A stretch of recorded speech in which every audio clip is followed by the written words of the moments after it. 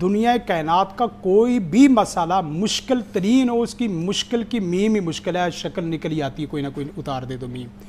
اللہم لا سہل الا ما جعلتہ سہلا وانت تجعل الحزن اذا شئت سہلا۔ آپ کے اوپر علم بھاری ہو گیا ہے، آپ کے اوپر بزنس بھاری ہو گیا، جاب، آپ کے اوپر کوئی بھی کام ہے، اے اللہ دنیا میں کوئی کام آسان نہیں سوائے اس کے جسے تو آسان کر دے۔ تو یہ دعا ایک پڑھے، اور اس کے ساتھ ساتھ ایک دعا بہت بڑی ہے، اللہم مالک الملک تؤتی الملک من تشاء وتنزع الملک ممن تشاء وتعز من تشاء وتعز من تشاء وتذل من تشاء بیدک الخیر انک علی کل شیء قدیر رحمن الدنیا والآخرہ ورحیمہما۔ یہ آخر تک ایک دعا ہے۔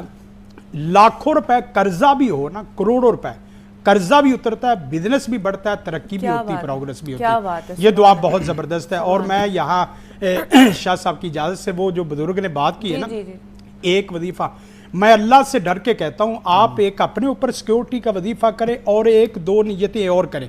یا اللہ مجھے نہیں پتا کہ میرا حاسد کون ہے، اور مجھے نہیں پتا کہ میرا جادوگر کون ہے، میرے سے کوئی چیز میرے اوپر ظاہر نہیں اور تیرے اوپر کوئی چھپی نہیں ہے۔ آپ اپنے اوپر بھی پڑھیں، اور جو آدمی جادو کرنے والا اور کرانے والا ہے اس کا تصور کر کے، اگرچہ اس کو ذہن میں رکھنا نہیں ہے، آپ اس کا تصور کر کے ایک دفعہ پھونک لگا دے صحیح، آپ یقین کریں آپ کا نام لیتے ہی اس کے سر اور اس کا دل حلقوم کی طرح آئے گا، کھولے گا۔ اور وہ 4 وظیفے کون تھے؟ سورۃ فاتحہ، آیت الکرسی، قل هو اللہ، چوتھا کلمہ اور آیت کریمہ۔